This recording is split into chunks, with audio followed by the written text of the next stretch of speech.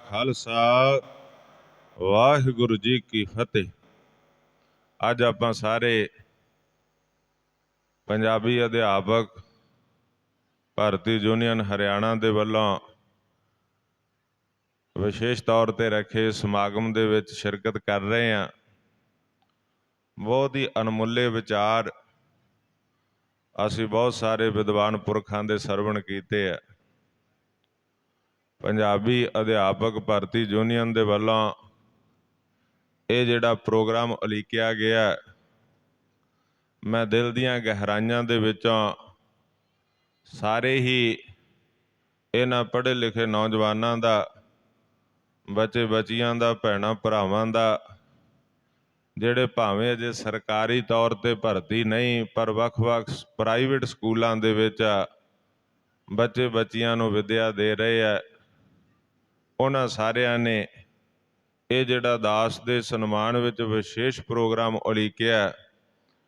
ਮੈਂ ਸਮਝਦਾ ਕਿ ਇਹਨਾਂ ਦਾ ਪਿਆਰ ਤੇ ਸਤਿਕਾਰ ਹੈ। ਅੱਜ ਦਾ ਜਿਹੜਾ ਇਹ ਵਿਸ਼ੇਸ਼ ਸਨਮਾਨ ਸਮਾਰੋਹ ਰੱਖਿਆ, ਮੈਂ ਤਾਂ ਕੇਵਲ ਯਤਨ ਕੀਤਾ ਤੁਹਾਡੇ ਨਾਲ ਸੰਘਰਸ਼ ਤੇ ਤੁਹਾਡਾ ਸਭ ਦਾ। ਸਿਪਾਹੀ ਦਾ ਕੰਮ ਹੁੰਦਾ ਲੜਨਾ। ਅਸੀਂ ਪੰਥ ਦੇ ਸਿਪਾਹੀ ਹਾਂ, ਕੌਮ ਦੇ ਸਿਪਾਹੀ ਹਾਂ, ਕੌਮ ਲਈ ਪੰਥ ਲਈ ਦਿਨ ਰਾਤ ਲੜਦੇ ਹਾਂ, ਸਮਾਜ ਦੇ ਸਿਪਾਹੀ ਹਾਂ, ਪੰਜਾਬੀ ਮਾਂ ਬੋਲੀ ਦੇ ਸਿਪਾਹੀ ਹਾਂ। ਇਸ ਕਰਕੇ ਤੁਸੀਂ ਪੰਜਾਬੀ ਦੇ ਟੀਚਰ ਹੋ ਤੇ ਤੁਹਾਡੇ ਵੀ ਸਿਪਾਹੀ ਹਾਂ। ਜਦੋਂ ਤੁਸੀਂ ਰਾਬਤਾ ਕੀਤਾ ਫੋਨ ਦੇ ਉੱਤੇ, ਮੈਨੂੰ ਦੱਸਿਆ ਕਿ ਇਸ ਸੰਬੰਧ ਵਿੱਚ ਤੁਹਾਨੂੰ ਮਿਲਣ ਆਉਣਾ, ਮੈਂ ਕਿਹਾ ਆ ਜਾਓ। ਬੈਠ ਕੇ ਸਾਰੇ ਭੈਣਾਂ ਭਰਾਵਾਂ ਦੇ ਵਿਚਾਰ ਸੁਣੇ ਤਾਂ ਫਿਰ ਮਾਣਯੋਗ ਮੁੱਖ ਮੰਤਰੀ ਹਰਿਆਣਾ ਸ੍ਰੀ ਮਨੋਹਰ ਲਾਲ ਖੱਟੜ ਜੀ ਦੇ ਨਾਲ ਮੇਰੀ ਫੋਨ ਤੇ ਗੱਲ ਹੋਈ ਤਾਂ ਉਹਨਾਂ ਨੇ ਝੱਟ ਸਮਾਂ ਦੇ ਦਿੱਤਾ। ਮੈਂ ਚੰਡੀਗੜ੍ਹ ਪੁੱਜਿਆ, ਸੀਐਮ ਨਿਵਾਸ ਦੇ ਉੱਤੇ ਬੈਠ ਕੇ ਉਹਨਾਂ ਨਾਲ ਗੱਲਬਾਤ ਕੀਤੀ ਕਿ ਇਸ ਤਰੀਕੇ ਦੇ ਨਾਲ ਜਿਹੜੇ ਸਾਡੇ ਬੱਚੇ ਬੱਚੀਆਂ ਪੰਜਾਬੀ ਦੀਆਂ ਪੜ੍ਹਾਈਆਂ ਕੀਤੀਆਂ, ਜਿਨ੍ਹਾਂ ਨੇ ਪੰਜਾਬੀ ਦੇ ਕੋਰਸ ਕੀਤੇ ਆ, ਪਰ ਉਹ ਬੇਰੁਜ਼ਗਾਰ ਨੇ, ਉਹਨਾਂ ਨੂੰ ਸਰਕਾਰੀ ਤੌਰ ਤੇ ਜਿਹੜਾ ਉਹਨਾਂ ਦਾ ਹੱਕ ਬਣਦਾ, ਕਿਉਂਕਿ ਦੂਜੀਆਂ ਬਹੁਤ ਸਾਰੀਆਂ ਭਾਸ਼ਾਵਾਂ ਦੇ ਟੀਚਰ ਭਰਤੀ ਕਰ ਲਏ ਪਰ ਪੰਜਾਬੀ ਦੇ ਟੀਚਰ ਪਿਛਲੇ 7-8 ਸਾਲ ਤੋਂ ਭਰਤੀ ਨਹੀਂ ਕੀਤੇ। ਉਹਨਾਂ ਦਾ ਹੱਕ ਬਣਦਾ ਇਹਨਾਂ ਨੂੰ ਭਰਤੀ ਕੀਤਾ ਜਾਵੇ।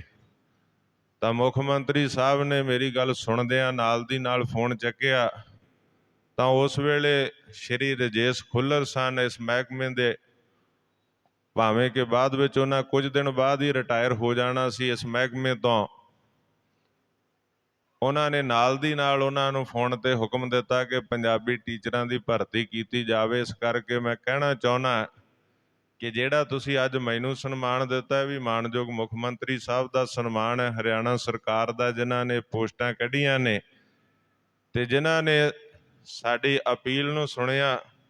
ਇਸ ਕਰਕੇ ਮੈਂ ਅੱਜ ਸਾਰੇ ਜਿੰਨੇ ਇੱਥੇ ਟੀਚਰ ਆਏ ਆ, ਜਿਹੜੇ ਭਾਵੇਂ ਅੱਜ ਪ੍ਰਾਈਵੇਟ ਸਕੂਲਾਂ 'ਚ ਪੜ੍ਹਾ ਰਹੇ ਆ, ਪਰ ਹੁਣ ਜਿਹੜੀਆਂ ਪੋਸਟਾਂ 104 ਪੋਸਟਾਂ ਮਾਣਯੋਗ ਮੁੱਖ ਮੰਤਰੀ ਸਾਹਿਬ ਹਰਿਆਣਾ ਸ੍ਰੀ ਮਨੋਹਰ ਲਾਲ ਖੱਟੜ ਹਰਿਆਣਾ ਸਰਕਾਰ ਨੇ ਕੱਢੀਆਂ ਨੇ, ਇਸ ਵਾਸਤੇ ਮੈਂ ਸਮਝਦਾ ਇਹ ਸਾਰਾ ਸਨਮਾਨ ਮਾਣਯੋਗ ਮੁੱਖ ਮੰਤਰੀ ਸਾਹਿਬ ਹਰਿਆਣਾ ਦਾ ਬਣਦਾ ਤੇ ਉਹਨਾਂ ਵਾਸਤੇ ਉਹਨਾਂ ਦਾ ਵਿਸ਼ੇਸ਼ ਧੰਨਵਾਦ। ਕਿਉਂਕਿ ਲਾਈਵ ਟੈਲੀਕਾਸਟ ਹੋ ਰਿਹਾ, ਇਹ ਸਾਰਾ ਗੁਰਮੁਖ ਪਿਆਰਿਓ ਪੂਰੇ ਹਰਿਆਣੇ 'ਚ ਹੀ ਨਹੀਂ ਪੂਰੇ ਸੰਸਾਰ ਵਿੱਚ ਜਾ ਰਿਹਾ, ਤਾਂ ਉਹਨਾਂ ਦੇ ਸਵਾਗਤ ਵਿੱਚ ਮੈਂ ਸਮਝਦਾ ਕਿ ਇੱਕ ਜਿਹੜਾ ਜ਼ੋਰਦਾਰ ਤਾੜੀਆਂ ਜਿਹੜੀਆਂ ਮਾਣਯੋਗ ਮੁੱਖ ਮੰਤਰੀ ਸਾਹਿਬ ਉਹਨਾਂ ਦੇ ਧੰਨਵਾਦ ਦੇ ਵਿੱਚ ਇੱਕ ਸਤਿ ਸ੍ਰੀ ਅਕਾਲ ਦਾ ਜੈਕਾਰਾ ਵੀ ਬੁਲੰਦ ਆਵਾਜ਼ ਦੇ ਵਿੱਚ ਸੰਗਤ ਵਿੱਚੋਂ ਆਵੇ ਕਿ ਉਹਨਾਂ ਦਾ ਸਵਾਗਤ, ਜਿਸ ਦੇ ਨਾਲ ਕਿ ਉਹਨਾਂ ਨੇ ਸਾਡੀ ਅਪੀਲ ਸੁਣੀ ਹੈ। ਵੱਖਰੀ ਗੱਲ ਹੈ ਕਿ ਆਪਾਂ ਤੋਪ ਦਾ ਲਾਇਸੈਂਸ ਮੰਗਿਆ ਤੇ ਅਜੇ ਰਿਵਾਲਵਰ ਦਾ ਮਿਲਿਆ। ਪੋਸਟਾਂ ਤੇ 600-700 ਮੰਗੀਆਂ ਜੋ ਹੈ ਨੇ, ਪਰ 100 ਵਿੱਚੋਂ ਮਿਲੀਆਂ ਨੇ। ਕਹਿੰਦੇ ਹੁੰਦੇ ਚਲੋ ਤੋਪ ਦਾ ਲਾਇਸੈਂਸ ਮੰਗੋ, ਰਿਵਾਲਵਰ ਦਾ ਮਿਲ ਜਾਂਦਾ, ਉਹ ਲੈ ਲਓ ਤੇ ਗਾਂ ਫੇਰ ਤੁਰ ਪਓ। ਸੰਘਰਸ਼ ਕਰਨਾ ਸਾਡਾ ਫਰਜ਼ ਹੈ। ਸੋ ਇਸ ਕਰਕੇ ਇੱਕ ਖੁਸ਼ੀ ਦਾ ਜੈਕਾਰਾ ਜਿਹੜਾ ਚੜ੍ਹਦੀ ਕਲਾ ਦੇ ਨਾਲ ਸਾਰੇ ਉਹਦੇ 'ਚ ਸ਼ਾਮਲ ਹੋ ਗਏ। ਹਾਂਜੀ, ਸਤਿ ਸ੍ਰੀ ਅਕਾਲ। ਇਹ ਮਾਣਯੋਗ ਮੁੱਖ ਮੰਤਰੀ ਸਾਹਿਬ ਹਰਿਆਣਾ ਜਿਨ੍ਹਾਂ ਨੇ ਸਾਡੀ ਅਪੀਲ ਸੁਣੀ ਤੇ ਨਾਲ ਦੀ ਨਾਲ ਉਹਨਾਂ ਨੇ ਤੁਰੰਤ ਜਿਵੇਂ ਰਜਿੰਦਰ ਸਿੰਘ ਜੀ ਦੱਸ ਰਹੇ ਸਨ ਕਿ ਬਹੁਤ ਥਾਵਾਂ ਤੇ ਗਏ, ਚਲੋ ਸਾਰਿਆਂ ਨੇ ਯਤਨ ਕੀਤੇ ਹੋਣਗੇ ਜਿਨ੍ਹਾਂ ਜਿਨ੍ਹਾਂ ਕੋਲ ਤੁਸੀਂ ਪਹੁੰਚ ਕੀਤੀ, ਪਰ ਜਦੋਂ ਮੇਰੇ ਨਾਲ ਰਾਬਤਾ ਹੋਇਆ ਤੇ ਸਾਡਾ ਸ਼ੁਰੂ ਤੋਂ ਸੁਭਾਅ ਹੀ ਹੈ ਕਿ ਜੇ ਹਾਂ ਤੇ ਹਾਂ, ਜੇ ਨਾ ਤੇ ਨਾ। ਜਿਹੜਾ ਕੰਮ ਕਰ ਸਕਦੇ ਉਹੀ ਕਹਿਣਾ, ਜਿਹੜਾ ਨਹੀਂ ਕਰ ਸਕਦੇ ਉਹਦੇ ਵਾਸਤੇ ਕਦੇ ਝੂਠਾ ਲਾਰਾ ਨਹੀਂ ਲਾਉਣਾ, ਵਾਅਦਾ ਨਹੀਂ ਕਰਨਾ। ਜਿਸ ਦਿਨ ਗਏ ਸਨ ਉਸ ਦਿਨ ਵੀ ਇਹੀ ਕਿਹਾ ਸੀ, ਮਾਣਯੋਗ ਮੁੱਖ ਮੰਤਰੀ ਸਾਹਿਬ ਨਾਲ ਤੁਰੰਤ ਗੱਲ ਕਰਾਂਗੇ ਤੇ ਇਸ ਮਸਲੇ ਨੂੰ ਹੱਲ ਕਰਾਉਣ ਵਾਸਤੇ ਯਤਨਸ਼ੀਲ ਹੋਵਾਂਗੇ। ਤੇ ਨਾਲ ਦੀ ਨਾਲ ਜਿਸ ਦਿਨ ਗਏ ਤੀਜੇ ਦਿਨ ਮੁੱਖ ਮੰਤਰੀ ਸਾਹਿਬ ਦੇ ਨਾਲ ਜਾ ਕੇ ਸੀਐਮ ਨਿਵਾਸ ਤੇ ਗੱਲ ਕਰਕੇ ਉਹਨਾਂ ਦੇ ਨਾਲ ਦੀ ਨਾਲ ਇਹ ਜਿਹੜੇ ਆਰਡਰ ਕਰਾਏ, ਜਿਹੜੇ 7-8 ਸਾਲਾਂ ਤੋਂ ਪੈਂਡਿੰਗ ਚੱਲ ਰਿਹਾ ਸੀ ਕਿ ਪੰਜਾਬੀ ਅਧਿਆਪਕਾਂ ਦੀ ਭਰਤੀ ਨਹੀਂ ਸੀ ਹੋ ਰਹੀ, ਤਾਂ ਉਸ ਵਾਸਤੇ ਅਸੀਂ ਯਤਨ ਕੀਤਾ ਤੇ ਮੁੱਖ ਮੰਤਰੀ ਸਾਹਿਬ ਨੇ ਨਾਲ ਦੀ ਨਾਲ ਸੁਣਵਾਈ ਕੀਤੀ। ਸੋ ਇਸ ਕਰਕੇ ਮੈਂ ਕਹਿ ਰਿਹਾ ਕਿ ਅੱਜ ਦਾ ਜਿੰਨਾ ਵੀ ਸਨਮਾਨ ਹੈ ਇਹ ਮਾਣਯੋਗ ਮੁੱਖ ਮੰਤਰੀ ਸਾਹਿਬ ਹਰਿਆਣਾ ਦਾ, ਹਰਿਆਣਾ ਸਰਕਾਰ ਦਾ, ਜਿਨ੍ਹਾਂ ਸਾਡੀ ਅਪੀਲ ਸੁਣ ਕੇ ਤੇ ਇਹ ਜਿਹੜਾ ਗੁਰਮੁਖ ਪਿਆਰਿਓ ਸਾਡਾ ਜਿਹੜਾ ਮਸਲਾ ਉਹਨੂੰ ਹੱਲ ਕਰਨ ਦਾ ਯਤਨ ਕੀਤਾ। ਮਾਣਯੋਗ ਮੁੱਖ ਮੰਤਰੀ ਸਾਹਿਬ ਵੀ ਪੰਜਾਬੀ ਸਮਾਜ ਚੋਂ ਨੇ, ਉਹਨਾਂ ਨਾਲ ਬਚਨ ਵੀ ਮੇਰਾ ਇਹੀ ਹੋਇਆ, ਮੈਂ ਕਿਹਾ ਮੁੱਖ ਮੰਤਰੀ ਸਾਹਿਬ ਜੇ ਤੁਹਾਡੇ ਵੇਲੇ ਪੰਜਾਬੀ ਪੋਸਟਾਂ ਨਹੀਂ ਨਿਕਲਣਗੀਆਂ ਤੇ ਫਿਰ ਕੌਣ ਕੱਢੇਗਾ? ਤੁਹਾਡੀ ਦੂਜੀ ਟਰਮ ਹੈ, ਦੂਸਰੇ 5 ਸਾਲਾਂ ਲਈ ਮੁੱਖ ਮੰਤਰੀ ਹੋ ਤੇ ਤੁਸੀਂ ਨਹੀਂ ਜੇ ਇਹ ਪੋਸਟਾਂ ਕੱਢੋਗੇ ਅਸੀਂ ਕਿਹਦੇ ਤੋਂ ਆਸ ਕਰ ਸਕਦੇ ਹਾਂ? ਸਾਡੇ ਬਹੁਤ ਬੱਚੇ ਓਵਰਏਜ ਹੋ ਰਹੇ ਆ, ਉਮਰਾਂ ਵੱਧ ਰਹੀਆਂ ਨੇ, ਉਹਨਾਂ ਨੂੰ ਇਹ ਪੋਸਟਾਂ ਨਹੀਂ ਮਿਲਣੀਆਂ। ਜੇਕਰ ਤੁਸੀਂ ਜੇ ਹੁਣ ਨਾ ਪੋਸਟਾਂ ਕੱਢੀਆਂ ਤੇ ਉਹਨਾਂ ਦੀਆਂ ਉਮਰਾਂ ਲੰਘ ਜਾਣੀਆਂ ਨੇ। ਸੋ ਇਸ ਕਾਰਨ ਕਰਕੇ ਉਹਨਾਂ ਨੇ ਤੁਰੰਤ ਮੇਰੇ ਬੈਠਿਆਂ ਹੀ ਫੋਨ ਕਰਕੇ ਸ੍ਰੀ ਰਜੇਸ਼ ਖੁੱਲਰ ਨੂੰ ਉਸੇ ਵੇਲੇ ਆਖਿਆ ਕਿ ਇਹ ਜਿਹੜੀਆਂ ਪੰਜਾਬੀ ਦੀਆਂ ਪੋਸਟਾਂ ਨੇ ਕੱਢੀਆਂ ਜਾਣ। ਸੋ ਮੈਨੂੰ ਜਿਸ ਤਰ੍ਹਾਂ ਇਹਨਾਂ ਨੇ ਦੱਸਿਆ ਕਿ ਬਾਕੀ ਜਿਹੜੀਆਂ ਭਾਸ਼ਾਵਾਂ ਇੱਥੇ ਬਹੁਤੀਆਂ ਪੜ੍ਹੀਆਂ ਵੀ ਨਹੀਂ ਜਾਂਦੀਆਂ, ਜਿਵੇਂ ਹੁਣੇ ਦੱਸ ਰਹੇ ਸੀ ਉਰਦੂ ਦੀਆਂ ਜਿਹੜੀਆਂ ਪੋਸਟਾਂ ਉਹ 125 ਦੇ ਕਰੀਬ ਆ, ਇੰਗਲਿਸ਼ ਦੀਆਂ 2000 ਦੇ ਆ, ਹੋਰ ਸਾਰੀਆਂ ਜਿਹੜੀਆਂ ਚਲੋ ਇੰਗਲਿਸ਼ ਇੰਟਰਨੈਸ਼ਨਲ ਤੌਰ ਤੇ ਅਸੀਂ ਵਿਚਰਦੇ ਹਾਂ, ਵੇਖਦੇ ਹਾਂ, ਪਰ ਜਿਹੜੀ ਸਾਡੀ ਪੰਜਾਬੀ ਮਾਂ ਬੋਲੀ ਹੈ, ਪੰਜਾਬੀ ਮਾਂ ਬੋਲੀ ਸਾਡੀ ਗੁਰੂਆਂ ਦੀ ਦਿੱਤੀ ਹੋਈ, ਉੱਥੇ ਵਿਤਕਰਾ ਕਿਉਂ ਹੋਵੇ? ਹਰਿਆਣੇ ਦੇ ਅੰਦਰ ਦੂਜੀ ਭਾਸ਼ਾ ਹੈ, ਭਾਵੇਂ ਕਿ ਲਾਗੂ ਨਹੀਂ ਹੈ, ਕੇਵਲ ਐਲਾਨ ਹੀ ਹੈ, ਉਹਦੇ ਵਾਸਤੇ ਵੀ ਸੰਘਰਸ਼ ਦੀ ਲੋੜ ਹੈ ਕਿ ਉਹਨੂੰ ਲਾਗੂ ਕੀਤਾ ਜਾਵੇ।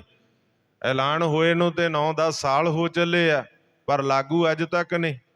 ਸੋ ਉਹਦੇ ਵਾਸਤੇ ਗੁਰਮੁਖ ਪਿਆਰਿਓ ਸੰਘਰਸ਼ ਦੀ ਉਹਦੇ ਲਈ ਵੀ ਲੋੜ ਆ, ਗੱਲਬਾਤ ਦੀ ਵੀ ਲੋੜ ਆ। ਸੋ ਇਸ ਤਰੀਕੇ ਦੇ ਨਾਲ ਮੈਂ ਇਹੀ ਬੇਨਤੀ ਕਰਨੀ ਚਾਹੁੰਦਾ ਕਿ ਅੱਜ ਦਾ ਜਿਹੜਾ ਸਨਮਾਨ ਹੈ ਉਹ ਮਾਣਯੋਗ ਮੁੱਖ ਮੰਤਰੀ ਸਾਹਿਬ ਹਰਿਆਣਾ ਦਾ ਬਣਦਾ, ਜਿਹੜਾ ਤੁਸੀਂ ਦਾਸ ਦਾ ਕੀਤਾ, ਕਿਉਂਕਿ ਸਾਡੀ ਅਪੀਲ ਨੂੰ ਉਹਨਾਂ ਨੇ ਸੁਣਿਆ। ਬਾਕੀ ਮੈਂ 2-4 ਬਚਨ ਸਾਂਝੇ ਕਰਕੇ ਤੁਹਾਡੇ ਤੋਂ ਖਿਮਾ ਮੰਗ ਲੈਣੀ, ਕਿਉਂਕਿ ਪੰਜਾਬੀ ਮਾਂ ਬੋਲੀ ਦੇ ਵਾਸਤੇ ਤੁਸੀਂ ਸਾਰੇ ਹਰਿਆਣੇ ਦੇ ਵਿੱਚੋਂ ਅੱਜ ਇੱਥੇ ਜਿਹੜੇ ਪੰਜਾਬੀ ਅਧਿਆਪਕ ਭਰਤੀ ਯੂਨੀਅਨ ਦੇ ਵੱਖ-ਵੱਖ ਜ਼ਿਲ੍ਹਿਆਂ ਚੋਂ ਕਿਤਿਓਂ 2, ਕਿਤਿਓਂ 4, ਕਿਤਿਓਂ 10 ਆਏ ਹੋ, ਕਿਉਂਕਿ ਅੱਜ ਦਾ ਇਹ ਜਿਹੜਾ ਇਕੱਠ ਹੈ ਵਿਸ਼ੇਸ਼ ਸਨਮਾਨ ਸਮਾਰੋਹ ਦਾ, ਇਹ ਕੋਈ ਧਾਰਮਿਕ ਦੀਵਾਨ ਨਹੀਂ, ਧਾਰਮਿਕ ਸਮਾਗਮ ਨਹੀਂ ਕਿ ਜਿੱਥੇ ਹਜ਼ਾਰਾਂ ਸਿੱਖ ਸੰਗਤਾਂ ਨੂੰ ਇਕੱਤਰ ਕੀਤਾ ਜਾਵੇ।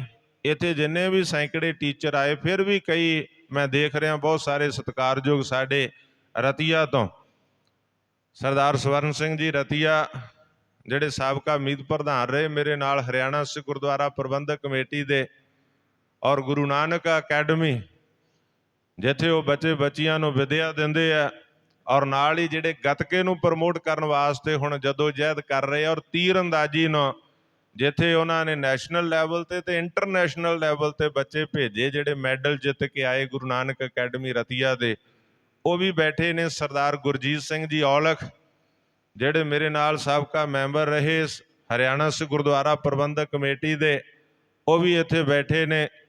ਸਰਦਾਰ ਅਰਵਿੰਦਰ ਸਿੰਘ ਸੋਢੀ ਮੇਰੇ ਨਾਲ ਆਏ ਨੇ। ਔਰ ਇਸੇ ਤਰ੍ਹਾਂ ਮੈਂ ਦੇਖ ਰਿਹਾ ਕਿ ਸਾਡੇ ਰੰਗਰੇਟੇ ਗੁਰੂ ਕੇ ਬੇਟੇ, ਗੁਰੂ ਸਾਹਿਬ ਦੀ ਜਿਨ੍ਹਾਂ ਨੂੰ ਵੱਡੀ ਬਖਸ਼ਿਸ਼ ਹੈ, ਰੰਗਰੇਟਾ ਯੂਨੀਅਨ ਦੇ ਸਭਾ ਦੇ ਆਗੂ ਜਿਹੜੇ ਨੇ, ਔਰ ਇਸੇ ਤਰ੍ਹਾਂ ਸਰਦਾਰ ਜੋ ਗੁਰਮੁਖ ਪਿਆਰੇ ਭਾਈ ਹਾਕਮ ਸਿੰਘ ਜੀ, ਜੋ ਸ਼ਹੀਦ ਬਾਬਾ ਦੀਪ ਸਿੰਘ ਗ੍ਰੰਥੀ ਸਭਾ ਦੇ ਆਗੂ ਨੇ, ਪ੍ਰਚਾਰਕ ਨੇ, ਹੋਰ ਬਹੁਤ ਸਾਰੇ ਪਤਵੰਤੇ ਸੱਜਣ, ਚਾਂਦਪੁਰਾ ਗੁਰਦੁਆਰਾ ਸਾਹਿਬ ਦੀ ਪ੍ਰਬੰਧਕ ਕਮੇਟੀ ਆਈ ਹੈ, ਬਹੁਤ ਸਾਰੇ ਪ੍ਰੋਫੈਸਰ ਸਾਹਿਬਾਨ, ਲੈਕਚਰਾਰ ਜਿਹੜੇ ਸਰਕਾਰੀ ਪੋਸਟਾਂ ਦੇ ਉੱਤੇ ਇਸ ਵੇਲੇ ਕੰਮ ਕਰ ਰਹੇ, ਜਿਨ੍ਹਾਂ ਤੁਹਾਡੇ ਨਾਲ ਵਿਚਾਰ ਵੀ ਸਾਂਝੇ ਕੀਤੇ ਆ, ਗੀਤਾਂ ਦੇ 4 ਬੋਲ ਵੀ ਬੱਚੀਆਂ ਦੇ ਬਾਬਤ ਸਾਂਝੇ ਕੀਤੇ ਆ। ਔਰ ਇਸੇ ਤਰ੍ਹਾਂ ਸਰਦਾਰ ਮੰਡੇਰ ਸਾਹਿਬ, ਜਿਨ੍ਹਾਂ ਦੇ ਸ਼ਬਦ ਤੁਸੀਂ ਗੁਰਮੁਖ ਪਿਆਰਿਓ ਸੁਣੇ ਆ, ਕਿਸ ਤਰ੍ਹਾਂ ਸੁਰਸਤੀ ਉਹਨਾਂ ਦੀ ਰਸਨਾ ਤੇ ਵਸਦੀ ਹੈ। ਲਗਾਤਾਰ ਪੱਤਰਕਾਰਤਾ 'ਚ ਵੀ ਸੇਵਾ ਨਿਭਾ ਰਹੇ ਆ, ਵਿਦਿਆ ਦੇ ਖੇਤਰ ਦੇ ਅੰਦਰ ਵੀ। ਸੋ ਬਹੁਤ ਸਾਰੇ ਸਤਿਕਾਰਯੋਗ, ਜਿਵੇਂ ਪਹਿਲਾਂ ਗੁਰਮੁਖ ਪਿਆਰੇ ਸਰਦਾਰ ਇੰਦਰਜੀਤ ਸਿੰਘ ਹੁਣਾਂ ਨੇ ਬੜੇ ਵਿਵਾਕੀ ਦੇ ਬੋਲ, ਵਿਦਵਤਾ ਦੇ ਬੋਲ ਤੁਹਾਡੇ ਨਾਲ ਸਾਂਝੇ ਕੀਤੇ ਆ। ਸੋ ਸਾਰੇ ਜਿੰਨੇ ਸਾਡੇ ਇੱਥੋਂ ਜੋ ਗੁਰਦੁਆਰਾ ਸਾਹਿਬ ਹਰਿਆਣਾ ਸਿੱਖ ਗੁਰਦੁਆਰਾ ਪ੍ਰਬੰਧਕ ਕਮੇਟੀ ਦੇ ਪ੍ਰਬੰਧ ਵਿੱਚ ਉਸ ਦੇ ਮੁੱਖ ਗ੍ਰੰਥੀ ਭਾਈ ਕਿਸ਼ਨ ਸਿੰਘ ਜੀ, ਉਹ ਵੀ ਇੱਥੇ ਪਹੁੰਚੇ ਹੈ। ਸੋ ਬੜਾ ਸਵਾਗਤ ਤੇ ਸਨਮਾਨ ਸਾਰਿਆਂ ਨੇ ਕੀਤਾ। ਮੈਂ ਸਾਰਿਆਂ ਦਾ ਦਿਲ ਦੀਆਂ ਗਹਿਰਾਈਆਂ 'ਚੋਂ ਧੰਨਵਾਦ ਕਰਦਾ। ਔਰ ਸਰਦਾਰ ਰਜਿੰਦਰ ਸਿੰਘ, ਧਰਮਿੰਦਰ ਸਿੰਘ ਜਿਹੜੇ ਉਹਨਾਂ ਦੇ ਸਾਥੀ ਨੇ, ਔਰ ਮੇਰੀਆਂ ਸਤਿਕਾਰਯੋਗ ਭੈਣਾਂ ਬੱਚੀਆਂ, ਜਿਨ੍ਹਾਂ ਨੇ ਮੇਰੇ ਕੋਲ ਇਹਨਾਂ ਦੇ ਨਾਲ ਉੱਥੇ ਪਹੁੰਚਣਾ ਕੀਤਾ ਤੇ ਹਰ ਵੇਲੇ ਸੰਘਰਸ਼ ਦੇ ਵਿੱਚ ਇਹਨਾਂ ਦਾ ਸਾਥ ਦਿੰਦੇ। ਮੈਂ ਬੇਨਤੀ ਕਰੂੰਗਾ ਕਿ ਕਹਾਵਤ ਹੈ, ਕਾਬਲ ਦੇ ਜੰਮਿਆਂ ਨੂੰ ਨਿਤ ਮੁਹਿੰਮਾਂ, ਸੰਘਰਸ਼ਾਂ ਦੇ ਨਾਲ ਹੀ ਸਫਲਤਾ ਮਿਲਦੀ ਹੈ। ਅੱਜ ਤੁਸੀਂ ਟੀਚਰਾਂ ਨੇ ਸੰਘਰਸ਼ ਕੀਤਾ, ਭੱਜ ਦੌੜ ਕੀਤੀ, ਇੱਧਰ ਉੱਧਰ ਜਾਣਾ ਕੀਤਾ, ਮੇਲ ਮਿਲਾਪ ਕੀਤਾ, ਤੇ ਸਾਡਾ ਫਰਜ਼ ਬਣਦਾ, ਜਿਵੇਂ ਮੈਂ ਪਹਿਲਾਂ ਕਹਿ ਚੁੱਕਿਆ, ਅਸੀਂ ਪੰਥ ਦੇ ਸਿਪਾਹੀ, ਕੌਮ ਦੇ ਸਿਪਾਹੀ, ਪੰਜਾਬੀ ਮਾਂ ਬੋਲੀ ਦੇ ਸਿਪਾਹੀ ਆ। ਊੜੇ ਤੇ ਜੂੜੇ ਦੀ ਲੜਾਈ ਹੈ ਕਿ ਸਾਡਾ ਜੂੜਾ ਵੀ ਸਲਾਮਤ ਹੋਵੇ, ਸਰਦਾਰੀ ਸਲਾਮਤ ਹੋਵੇ, ਕੇਸ ਗੁਰੂ ਕੀ ਮੋਹਰ ਸਲਾਮਤ ਹੋਣ, ਔਰ ਨਾਲ ਹੀ ਸਾਡਾ ਊੜਾ ਭਾਵ ਸਾਡੀ ਪੰਜਾਬੀ ਮਾਂ ਬੋਲੀ 35 ਅੱਖਰ ਜਿਹੜੇ ਸਾਨੂੰ ਬਖਸ਼ੇ ਆ ਗੁਰੂ ਅੰਗਦ ਦੇ ਮਹਾਰਾਜ ਸੱਚੇ ਪਾਤਸ਼ਾਹ ਮਹਾਰਾਜ ਦੀ ਬਖਸ਼ਿਸ਼, ਤਾਂ ਹੀ ਅਸੀਂ ਗੁਰਮੁਖੀ ਕਹਿੰਦੇ ਆ। ਪੰਜਾਬੀ ਭਾਸ਼ਾ ਗੁਰਮੁਖੀ ਭਾਸ਼ਾ, ਗੁਰਾਂ ਦੇ ਮੁਖ ਦੁਆਰਾ ਉਚਾਰਨ ਕੀਤੀ। ਗੁਰੂ ਸਾਹਿਬ ਨੇ ਸਾਡੇ ਤੇ ਰਹਿਮਤ ਕੀਤੀ। ਗੁਰਮੁਖੀ ਭਾਸ਼ਾ, ਗੁਰਮੁਖੀ, ਸ਼ਾਹਮੁਖੀ, ਉਧਰ ਲਹਿੰਦੇ ਪੰਜਾਬ ਦੇ ਵਿੱਚ ਗੁਰਮੁਖ ਪਿਆਰ 1947 ਤੋਂ ਬਾਅਦ ਭਾਰਤ ਪਾਕਿਸਤਾਨ ਦੀ ਵੰਡ, ਸ਼ਾਹਮੁਖੀ, ਗੁਰਮੁਖੀ। ਸੋ ਇਹ ਗੁਰਮੁਖੀ 35 ਅੱਖਰ ਨੇ, 6 ਅੱਖਰ ਹੋਰ ਬਿੰਦੀਆਂ ਵਾਲੇ, ਕੱਕੇ ਪੈਰ ਬਿੰਦੀ, ਖੱਕੇ ਪੈਰ ਬਿੰਦੀ, ਗੱਗੇ ਪੈਰ ਬਿੰਦੀ, ਇਸ ਤਰ੍ਹਾਂ 41 ਅੱਖਰ ਬਣ ਜਾਂਦੇ ਆ। 35 ਅੱਖਰ ਹੀ ਹੈ। ਗੁਰਦੁਆਰਾ ਲਿਖਣਸਰ ਸਾਹਿਬ, ਤਖ਼ਤ ਸ੍ਰੀ ਦਮਦਮਾ ਸਾਹਿਬ ਤੇ ਅਸੀਂ ਲਿਖਦੇ ਵੀ ਹਾਂ। ਗੁਰੂ ਸਾਹਿਬ ਨੇ ਗੁਰੂ ਕਾਂਸੀ ਹੋਣ ਦਾ ਮਾਣ ਦਿੱਤਾ ਤਖ਼ਤ ਸ੍ਰੀ ਦਮਦਮਾ ਸਾਹਿਬ ਨੂੰ। ਅੱਜ ਸਾਡੇ ਬੱਚੇ ਬੱਚੀਆਂ ਉੱਥੇ ਜਾ ਕੇ 35 ਅੱਖਰ ਲਿਖਦੇ ਆ, ਜਿਨ੍ਹਾਂ ਨੂੰ ਗੁਰਮੁਖ ਪਿਆਰਿਓ ਫਿਰ ਗੁਰਮੁਖੀ ਦੀ ਬਖਸ਼ਿਸ਼ ਹੁੰਦੀ ਹੈ। ਔਰ 9 ਲਗਾ ਮਾਤਰਾਂ ਨੇ ਸਾਡੀਆਂ, ਹਰ ਲਗਾ ਮਾਤਰ ਦੀ ਆਵਾਜ਼ ਇਹ ਪੰਜਾਬੀ ਗੁਰਮੁਖ ਪਿਆਰਿਓ ਗੁਰਮੁਖੀ ਸਤਿਗੁਰ ਸੱਚੇ ਪਾਤਸ਼ਾਹ ਮਹਾਰਾਜ ਦੀ ਬਖਸ਼ਿਸ਼ ਕੀਤੀ ਹੋਈ। ਸੋ ਮੈਂ ਬੇਨਤੀ ਕਰਾਂ ਗੁਰਮੁਖ ਪਿਆਰਿਓ, ਪੰਜਾਬੀ ਮਾਂ ਬੋਲੀ ਦੇ ਵਾਸਤੇ ਸਾਨੂੰ ਪੰਜਾਬ ਵਿੱਚ ਵੀ ਸੰਘਰਸ਼, ਪੰਜਾਬੀ ਤਾਂ ਪੰਜਾਬ ਵਿੱਚ ਤਾਂ ਮੁੱਖ ਭਾਸ਼ਾ ਆ। ਹੁਣ ਪੰਜਾਬ ਸਰਕਾਰ ਨੇ ਮੁੱਖ ਭਾਸ਼ਾ ਦੇ ਤੌਰ ਤੇ ਦਫ਼ਤਰਾਂ 'ਚ ਵੀ ਹੁਕਮ ਕੀਤੇ ਆ, ਪਰ ਅੱਜ ਵੀ ਸਾਈਨ ਬੋਰਡਾਂ ਤੇ ਦੇਖਦੇ ਆ ਪਹਿਲਾਂ ਅੰਗਰੇਜ਼ੀ, ਫਿਰ ਹਿੰਦੀ, ਫਿਰ ਪੰਜਾਬੀ ਹੋ, ਜਦੋਂ ਕਿ ਪੰਜਾਬ ਵਿੱਚ ਹੋਣਾ ਚਾਹੀਦਾ ਪਹਿਲਾਂ ਪੰਜਾਬੀ ਹੋਵੇ, ਫਿਰ ਦੂਜੀਆਂ ਭਾਸ਼ਾਵਾਂ ਜਿੰਨੀਆਂ ਦਾ ਵੀ ਗਿਆਨ ਹੋਵੇ ਥੋੜ੍ਹਾ। ਅਸੀਂ ਉਰਦੂ ਸਿੱਖੀਏ, ਸੰਸਕ੍ਰਿਤ ਸਿੱਖੀਏ, ਤਾਮਿਲ ਸਿੱਖੀਏ, ਫਰੈਂਚ ਸਿੱਖੀਏ, ਡੱਚ ਸਿੱਖੀਏ, ਗ੍ਰੀਕ ਸਿੱਖੀਏ, ਜਿੰਨੀਆਂ ਵੀ ਭਾਸ਼ਾਵਾਂ ਨੇ, ਇੰਗਲਿਸ਼ ਸਿੱਖੀਏ, ਜਿੰਨੀਆਂ ਵੀ ਭਾਸ਼ਾਵਾਂ ਦਾ ਗਿਆਨ ਹੋਵੇ ਥੋੜ੍ਹਾ।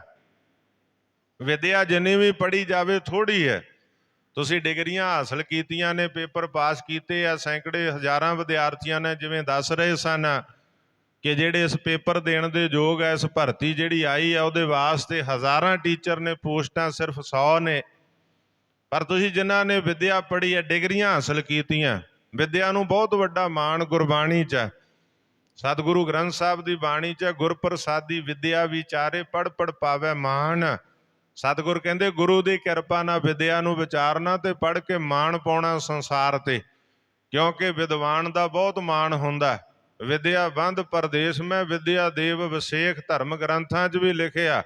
ਤਾਂ ਹੀ ਉਹਨਾਂ ਨੇ ਆਖਿਆ ਵਿਦਿਆ ਪੜ੍ਹਨ ਦੀ ਕੋਈ ਉਮਰ ਨਹੀਂ ਹੈ ਕਿ ਬੱਚੇ ਹੀ ਪੜ੍ਹ ਸਕਦੇ, ਨੌਜਵਾਨ ਬਜ਼ੁਰਗ ਨਹੀਂ। ਜਿੰਨਾ ਚਿਰ ਸਰੀਰ 'ਚ ਸਾਹ ਚੱਲਦੇ ਉਹਨਾਂ ਚਿਰ ਵਿਦਿਆ ਅਸੀਂ ਪੜ੍ਹ ਸਕਦੇ ਹਾਂ, ਉਹਨਾਂ ਚਿਰ ਗਿਆਨ ਹਾਸਲ ਕਰਦੇ ਰਹੋ। ਦੁਨੀਆ 'ਚੋਂ ਕੁਝ ਨਾ ਕੁਝ ਸਿੱਖਣ ਨੂੰ ਮਿਲਦਾ। ਵਿਦਿਆ ਨੂੰ ਅਸੀਂ ਗੁਰਮੁਖ ਪਿਆਰਿਓ ਜ਼ਿੰਦਗੀ ਦੇ ਆਖਰੀ ਸਾਹ ਤੱਕ ਪੜ੍ਹਦੇ ਰਹੀਏ ਤਾਂ ਵੀ ਸੰਪੂਰਨ ਨਹੀਂ ਹੁੰਦੀ। ਗਿਆਨ ਇੰਨਾ ਵੱਡਾ, ਗਿਆਨ ਦਾ ਸਮੁੰਦਰ। ਤਾਂ ਹੀ ਵਿਦਵਾਨਾਂ ਨੇ, ਮਹਾਂਪੁਰਸ਼ਾਂ ਲਿਖਿਆ, ਤਬ ਲਗ ਵਿਦਿਆ ਕੋ ਪੜੋ ਜਬ ਲਗ ਘਟ ਮੈਂ ਪ੍ਰਾਨ, ਜੈ ਧਨੀ ਪਹੁੰਚੈ ਨਹੀਂ ਤੈ ਪਹੁੰਚੈ ਵਿਦਵਾਨ। ਧਰਮ ਗ੍ਰੰਥਾਂ 'ਚ ਲਿਖਿਆ, ਕਹਿੰਦੇ ਉਦੋਂ ਤੱਕ ਵਿਦਿਆ ਨੂੰ ਪੜ੍ਹਦੇ ਲਓ ਜਿੰਨਾ ਚਿਰ ਸਰੀਰ 'ਚ ਸਾਹ ਚੱਲਦੇ ਆ, ਕਿਉਂਕਿ ਜਿੱਥੇ ਵਿਦਵਾਨ ਪੁਰਖ ਪਹੁੰਚ ਸਕਦਾ ਨਾ ਉੱਥੇ ਧਨਵਾਨ ਵੀ ਨਹੀਂ, ਵੱਡੇ ਵੱਡੇ ਧਨਵਾਨ ਵੀ ਵਿਦਵਾਨ ਨੂੰ ਪੂਜਦੇ, ਉਹਦੇ ਚਰਨਾਂ ਨੂੰ ਪੂਜਦੇ ਆ। ਤਬ ਲਗ ਵਿਦਿਆ ਕੋ ਪੜੋ ਜਬ ਲਗ ਘਟ ਮੈਂ ਪ੍ਰਾਨ, ਜਹ ਧਨੀ ਪਹੁੰਚੈ ਨਹੀਂ ਤੈ ਪਹੁੰਚੈ ਵਿਦਵਾਨ। ਜਿੱਥੇ ਧਨੀ ਅਮੀਰ ਬੰਦਾ ਸਰਮਾਏਦਾਰ ਨਹੀਂ ਪਹੁੰਚ ਸਕਦਾ, ਉੱਥੇ ਵਿਦਵਾਨ ਪਹੁੰਚ ਜਾਂਦਾ। ਵਿਦਵਾਨ ਨੂੰ ਗੁਰਮੁਖ ਪਿਆਰਿਓ ਕੁਝ ਚੱਕਣ ਦੀ ਲੋੜ ਨਹੀਂ, ਜਿਹਦੀ ਰਸਨਾ ਤੇ ਸਰਸਵਤੀ ਵਸਦੀ ਆ, ਗੁਰੂ ਦੀ ਕਿਰਪਾ, ਜਿਹਦੀ ਰਸਨਾ ਚੱਲਦੀ ਆ, ਵਿਦਵਾਨ ਹੈ, ਗਿਆਨ ਆ, ਉਹ ਦੁਨੀਆ ਦੇ ਕਿਸੇ ਕੋਨੇ 'ਚ ਚਲੇ ਜਾਵੇ ਗੁਰਮੁਖ ਪਿਆਰਿਓ, ਉੱਥੇ ਹੀ ਉਹਦਾ ਮਾਣ ਸਨਮਾਨ ਹੋਵੇਗਾ। ਉਹਨੂੰ ਕੁਝ ਵੀ ਚੁੱਕ ਕੇ ਤੁਰਨ ਦੀ ਲੋੜ ਨਹੀਂ, ਉੱਥੇ ਹੀ ਸਭ ਵਾਰੇ ਨਿਆਰੇ ਹੋ ਜਾਣਗੇ, ਕਿਉਂਕਿ ਵਿਦਿਆ ਉਹਦੇ ਕੋਲੇ, ਵਿਦਵਾਨ ਹੈ। ਵਿਦਵਾਨ ਹੋਣਾ, ਵਿਦਿਆ ਪੜ੍ਹਨੀ, ਤਿੰਨ ਤਰ੍ਹਾਂ ਦੇ ਨਾਲ ਵਿਦਿਆ ਹਾਸਲ ਕੀਤੀ ਜਾਂਦੀ ਹੈ ਵੀ ਧਰਮ ਗ੍ਰੰਥਾਂ 'ਚ ਲਿਖਿਆ। ਜਾਂ ਤਾਂ ਤੁਸੀਂ ਆਪਣੇ ਉਸਤਾਦ ਦੀ ਸੇਵਾ ਕਰਕੇ ਵਿਦਿਆ ਸਿੱਖ ਸਕਦੇ ਆ, ਜਾਂ ਕਿਸੇ ਨੂੰ ਕੁਝ ਸਿਖਾ ਦਿਓ, ਉਹਦੇ ਕੋਲੋਂ ਸਿੱਖ ਲਓ ਕੁਝ, ਤਾਂ ਵਿਦਿਆ ਸਿੱਖ ਸਕਦੇ ਆ। ਤੇ ਜਾਂ ਜਿਵੇਂ ਅਸੀਂ ਸਕੂਲਾਂ ਕਾਲਜਾਂ ਦੇ ਵਿੱਚ ਅਸੀਂ ਫੀਸ ਦੇ ਕੇ ਵਿਦਿਆ ਸਿੱਖਦੇ ਆ, ਜਿਵੇਂ ਟੀਚਰਾਂ ਦੀ ਗੱਲ ਹੈ, ਉਹਨਾਂ ਨੇ ਆਪਣੇ ਪਰਿਵਾਰ ਦੀ ਪਾਲਣਾ ਕਰਨੀ ਹੈ, ਸਰਕਾਰਾਂ ਨੇ ਜਾਂ ਪ੍ਰਾਈਵੇਟ ਸਕੂਲਾਂ ਦੇ ਅੰਦਰ ਫੀਸ ਰੱਖੀ ਹੁੰਦੀ ਆ, ਔਰ ਟੀਚਰਾਂ ਦੀ ਤਨਖਾਹ, ਲੈਕਚਰਰ ਪ੍ਰੋਫੈਸਰਾਂ ਦੀ ਤਨਖਾਹ ਸਰਕਾਰ ਦੇ ਵੱਲੋਂ, ਉਹ ਬੱਚਿਆਂ ਨੂੰ ਪੜ੍ਹਾਉਂਦੇ ਆ, ਉਹਨਾਂ ਨੂੰ ਤਨਖਾਹ ਮਿਲਦੀ ਹੈ। ਇਹਦਾ ਤਿੰਨ ਤਰੀਕਿਆਂ ਦੇ ਨਾਲ ਅਸੀਂ ਵਿਦਿਆ ਪੜ੍ਹ ਸਕਦੇ ਹਾਂ। ਵਿਦਵਾਨਾਂ ਮਹਾਂਪੁਰਸ਼ਾਂ ਨੇ ਲਿਖਿਆ, ਗੁਰ ਸੇਵਾ ਵਾ ਦਰਬ ਕਰ ਵਿਦਿਆ ਵਿਦਿਆ ਹੋਏ। ਗੁਰ ਸੇਵਾ, ਉਸਤਾਦ ਦੀ ਸੇਵਾ ਕਰਕੇ, ਜਾਂ ਦਰਬ ਕਰ, ਧਨ ਦੇ ਕੇ, ਫੀਸ ਦੇ ਕੇ, ਜਾਂ ਵਿਦਿਆ ਵਿਦਿਆ ਹੋਏ, ਕਿਸੇ ਨੂੰ ਕੁਝ ਸਿਖਾ ਦਿਓ ਤੇ ਕਿਸੇ ਤੋਂ ਕੁਝ ਸਿੱਖ ਲਓ। ਗੁਰ ਸੇਵਾ ਵਾ ਦਰਬ ਕਰ ਵਿਦਿਆ ਵਿਦਿਆ ਹੋਏ, तीनों हेत विद्या कहे चौथो हेत ना कोई। विद्वाना ने लिखिया ये तीन कारण विद्या प्राप्त करने,